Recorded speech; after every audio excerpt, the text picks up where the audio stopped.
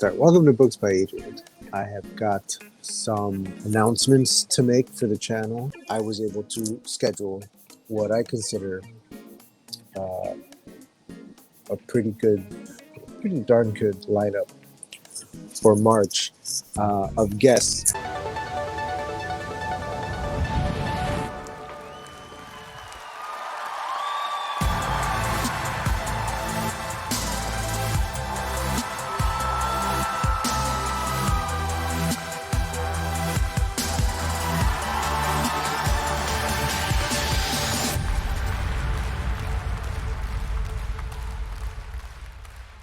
I am going to try to top it in April. I've already reached out to somebody. We have to figure out the logistics because it might not be a Livestream Sunday.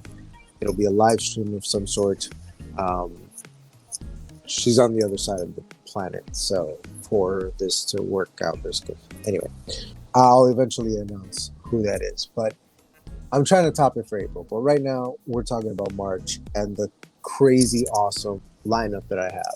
So let me pull it up here. I've been sharing this link like all over the place because this is my jam right here. First off, March, we are kicking off with story arc structure with Kent Sean. This is, a wild Kent Sean appears in my stream.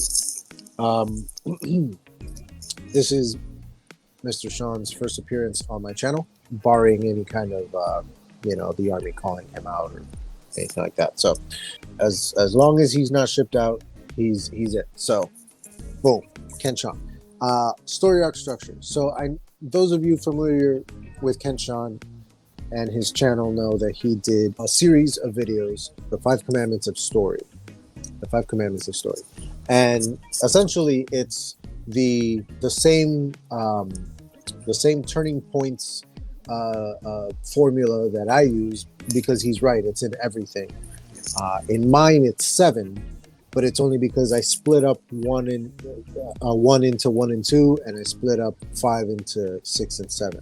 So there's 7 for me, but it's the exact same thing. And so his 5 Commandments of Story is something that I wholeheartedly agree with. It's exactly that. Having said that, I then started looking at the arcs of my characters. So not the plot and what makes the plot turn, but rather the arcs of your character. And I started to notice that they were on very different kinds of arcs. My 3 protagonists each have a very different kind of arc, and I wasn't familiar enough with that kind of thing to immediately know what was going on with them. I knew that the 3-act structure, right? The classic 3-act structure that everybody knows of for a character arc is what I assumed that I had for all of them, and it turns out I didn't. So what I did was I did some research into the different kinds of story structure that there are. I tried to find my characters' arcs in those, in those different types. So it turns out that my lead character, Migdalia, is a classic 3-act structure story arc. Lear is what's called the, and I'm going to mispronounce it. Actually, I have it written right here. The Freytag's Pyramid. Yeah, Freytag's Pyramid is Lear's structure, which is it's a tragedy. Spoiler alert. And then my 3rd protagonist, Faye, is on like the classic hero's journey in this book. So they each have their own sort of arc that they're going on that's going to take them in different directions and into different places. So it's pretty cool. Stephanie Whitson's back. Hello. It's okay. I was listening to you. I saw your lineup. Oh, thank you. Yes, that's what I was just talking. I wanted to delve a little deeper into what you can expect out of each of them. So I was just talking about the Kent Sean one, and this will hopefully be a nice big advertisement for these live streams, because I'm really excited about them. I was wondering why he kept on asking to be friends on Facebook. This makes more sense. Are you talking about Ken Sean? I'm confused. So I wanted to talk about those different kinds of story arc structure, and so that's what this stream is going to be about with Mr. Kent Sean here. So I'm really excited about that one. It's stuff that's going to help us all. Right? Yes, Kent Sean. Okay, cool. That's what I thought. Yes. So, boom. Kent Sean is going to kick off March, and that's going to be a lot of fun. For all of these, again, because I'm becoming a little more flexible in March with my live streams or what I record. These used to be strictly 1 hour streams. They will likely be longer now. I hope to make each of them 2 hours if the guests are available. So hopefully 2 hour streams for each of these. So that was number one. That's the first Sunday in March, scheduled for the 7th of March. The second Sunday of March, the 14th, is the lovely Miss Nina Moreno.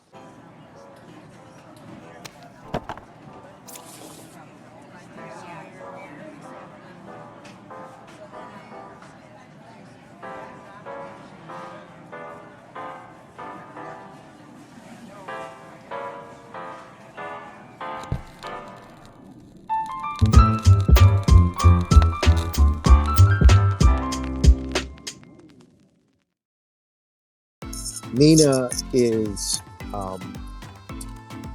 Nina is one of my closest and oldest friends in the world. She dates all the way back to my high school days.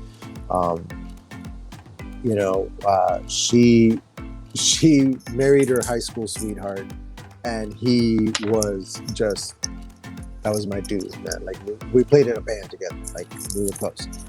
So this is, and I was close with Nina as well. We all had this actually kind of like almost friends cast of characters in our core like group of friends that hung out all the time. It was pretty interesting. And then like the other two of us in the crew would like bring in boyfriends and girlfriends and stuff, and like it would change the dynamic, and then they would go. It was very interesting. You know how it goes. So yeah, we were the cast of friends. It was interesting. And so Nina, who is far more talented than myself, and incredibly ambitious, she went ahead and wrote this amazing novel called Don't Date Rosa Santos. And it's from the perspective of a Cuban American, and it's about a Cuban American, and it's a young adult romance kind of coming of age thing. It's got a little darkness to it. It's just if you'll look at the cover of the book in this shot here, let me make it bigger. The book has Rosa Santos, and you can't tell in my cartoonification of the cover, but in the real cover you can see that Rosa is looking over her shoulder, right, and she's smiling about something or to someone, and she's in a bright colored dress, and it looks very happy. But this wave is just like, it's a painting on the wall behind her, but it's just this ominous, kind of like, it's a beautiful image, but it's haunting. It's foreboding. I love this freaking cover. This cover is so good. Nina Moreno wrote this incredible novel, and she got it published on Hyperion, which is a Disney company, and it was her first book. It was her debut novel. She worked her ass off on it for a long time. She's a superhero mom. I'm not going to tell her story for you. I want you to hear it from her in the live stream. So she's incredible. I'm incredibly proud of her, and she's a best-selling author on a Disney publication. It's crazy. So boom, Nina Moreno is week 2, and we're going to talk all about her first book, Don't Date Rosa Santos, her second book, which she just showed unboxing photos on Instagram. You can follow her on Instagram. It's in the description of this thumbnail right here. It's right down here. Her Instagram is right there. Her website is there as well. Check out her first book. She's got her second one coming out. It's called Our Way Back to Always. and I can't wait to pick her brain about it because I know nothing about it so far. So we're going to talk about that on the second week. But this story of hers is what I'm most excited about sharing with you guys, because she's one of those people that like got the dream book release, the dream debut book release, right? But when people like that show up, everybody's like, oh my god, overnight success or whatever it is, right? Like, oh, like she nailed it on the first, and it's like, no man, she worked her ass off, bro. Like she really put in the work. So I hope you guys will all be here live for this one. Do not wait for the replay.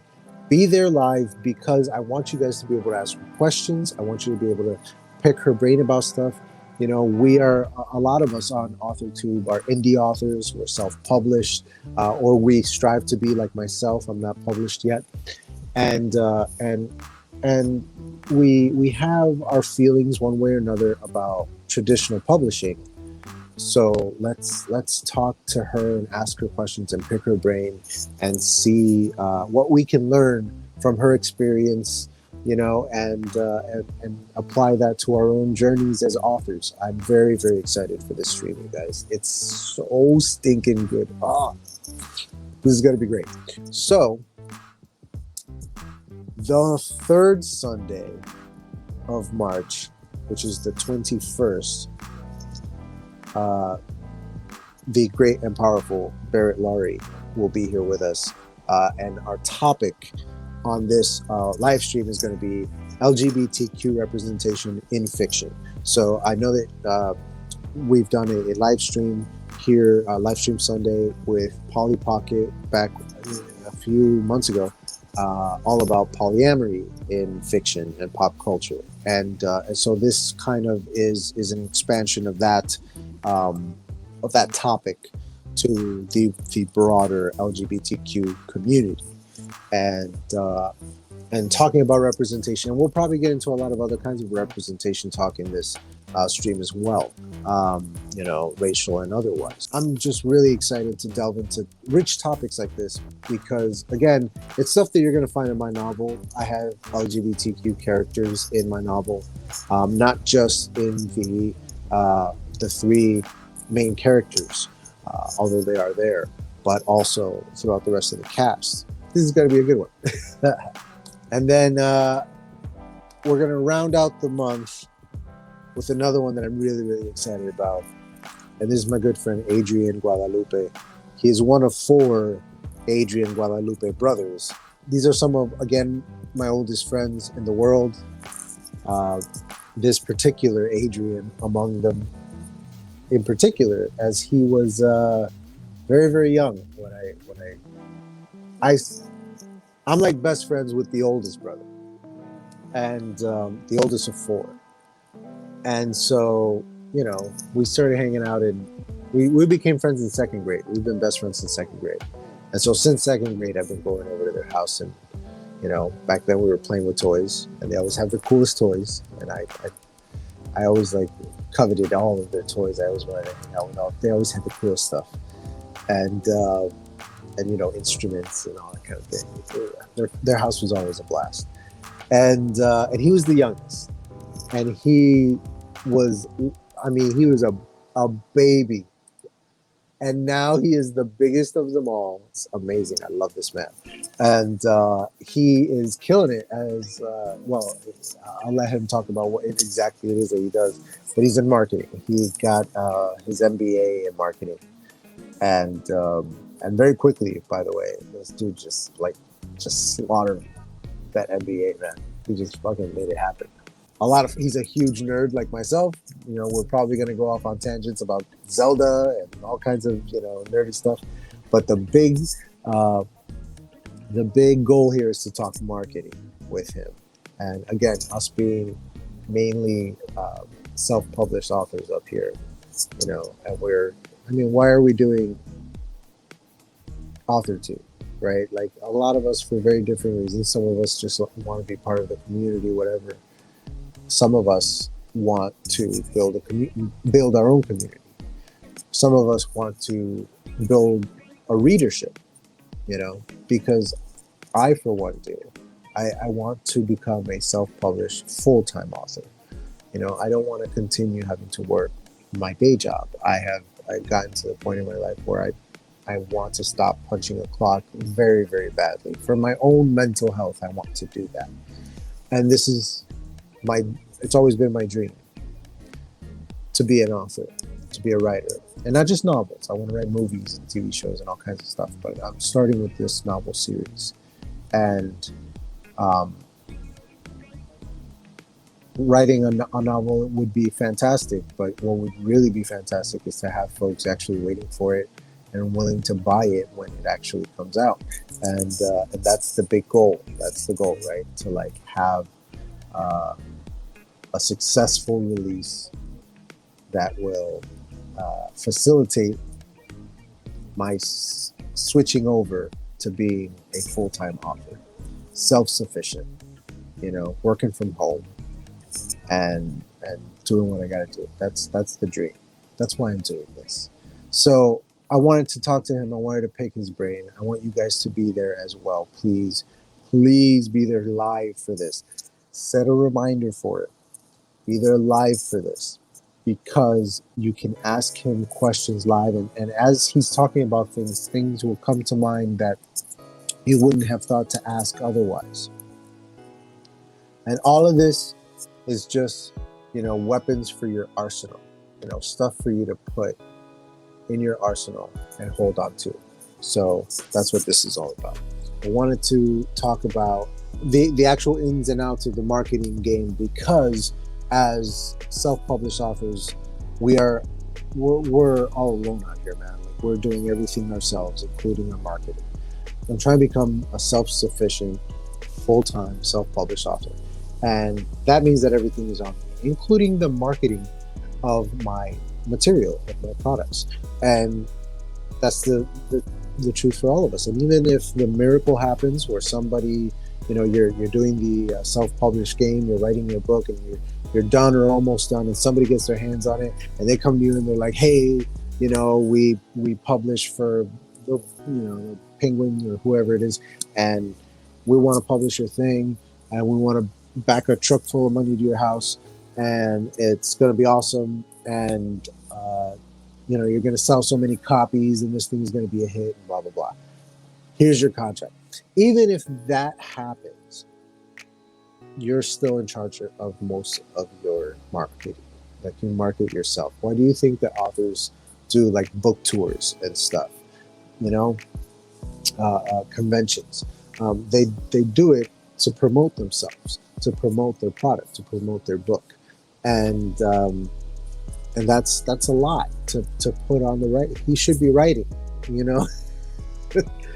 but and that's the real crazy thing that I found with the traditional publishing side of things, is that they will publish the thing and everything, but if you're a new author, you get almost zero marketing.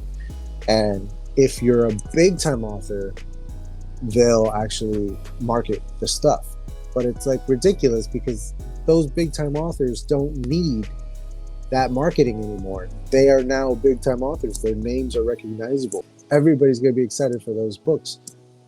These up and comers, they're the ones that need the help. They're the ones that need the marketing assistance from these publishers, and they're not getting it. Regardless of what kind of marketing he does, I just wanted to pick his brain about marketing in general, and for us to all learn from him in this topic, because again, it'll be beneficial to all of our careers, and with everything that we are responsible for in our own marketing of our own books. His knowledge would be invaluable. So this is another one like the Nina Moreno one, where I strongly suggest that you make it to the live taping, make it to the live show, so that you can ask questions in the chat. Now, if you know ahead of time that you cannot be here on Sunday at 4 p.m. For any of these, because they're all Sunday at 4 p.m. If there's any reason why you know for sure ahead of time that you cannot be there, send me an email with your question. Um, if you go to my website, there's a contact page where you can send me a message directly from there. If you go to my Instagram, you can send me a message on Instagram. On Facebook, send me a message on Facebook. Wherever you go on here, there's ways to get in touch with me. Leave me a comment on this very, very video stream that you're looking at on the screen. Like, I will find it and I will read your questions live on the show. But again, there's questions that you already know that you want to ask, and then there's questions that you have no idea you want to ask until he says something that makes you go, oh, what about this? Be there for this so that we can all like really, really learn some stuff here. This dude he's a wealth of knowledge. Is it a well of knowledge or a wealth of knowledge? I wonder if they're both. I'm going to call him a wealth of knowledge. Yeah, he's the man. Show up for this. It's going to be awesome. That is the month of March. Now, I haven't announced any for April yet. Easter Sunday, I'm probably not doing a stream. So we'll miss 1 week there. The first Sunday of the month we'll probably miss. But April is going to be lit, man. April's going to be awesome because I have at least one guest lined up that is really, really exciting. And I want to make April about, like the whole month of April, I want to make it about world building. So I might not have a guest on one of the Livestream Sundays. I might just be doing some world building stuff with you guys on that particular Livestream Sunday. I love, making Livestream Sundays about the guests. It's fun. It's interesting. It's awesome. I love it. Guys, again, this lineup, please be here for these live streams. It's going to be so much fun. It's going to be so informative. It's going to be inspiring. It's going to be revelatory. It's going to be thought-provoking. It's going to be hilarious. Like, I'm really excited about these streams, guys. If you can't tell, I'm very, very excited. Now, the channel itself will also go back into full swing in March. I will have new videos coming out. I will finally put up the reaction videos for Black Sails and the commentary videos for Breaking Bad. I honestly have only done the full versions for Patreon. I have not edited them down yet to the YouTube versions, but I'm getting to work on that before before February is even out. I'll have those done so that in March those can start coming out. Now, the show that I created last time called Chronicles, it didn't have a title when the first video came out, but that was, a solid pilot. The next one will be much better, and it'll be a little more condensed, it'll be a little tighter, and all of the different segments will also be shorter videos that I release independently. So you can watch them like that, or you can watch the whole big show. But on the big show, it's going to be more of a vlog, right? So I'm just going to do more kind of like this, where I update you guys on what's going on. I'm doing this now because, February and honestly January before it has been pretty slow on the channel, and I haven't really touched base with a lot of you guys in a while. And again, that's my bad, but it's hard. It's hard to find the time and the privacy right now. But that's coming. Both of those things are coming. At home, my live streams I'll always use the phone camera. It's a better camera. But for the videos that I make, I'll be using the webcam. And that's good stuff too, man. Everything is improving. My biggest hurdle right now is sound. When I'm working on this on my phone, I can plug a proper mic into it. But my laptop is not reading any mic that I've bought. Mic after it's my laptop is the problem, not the mics. So I can't plug the thing in. So my sound continues to suck, like really bad. But I have high hopes that I'll find a solution to all of that very soon. March is gonna rock. April's gonna be even better. Just gotta get it. Just gotta get it done. All right, everybody. Thank you so much for being here. I'm gonna remind everybody to like, comment, and subscribe. And if you do subscribe, please hit that notification bell. It'll let you know when pop-up streams like this come up. It'll let you know when premieres are happening for my videos. Don't miss any of the Livestream Sundays in March. All 4 of them are awesome. But in particular, on the 14th and on the 28th, be there. Make sure that you guys are there live, 4 p.m. Ask your questions. Come ready with questions. Bring a notepad. Let's get it, yo. Let's explore all facets of this whole self-published author thing, and let's learn as much as possible. All right, you guys. I'm looking forward to sharing all this stuff with you. Come back again. Adrian out.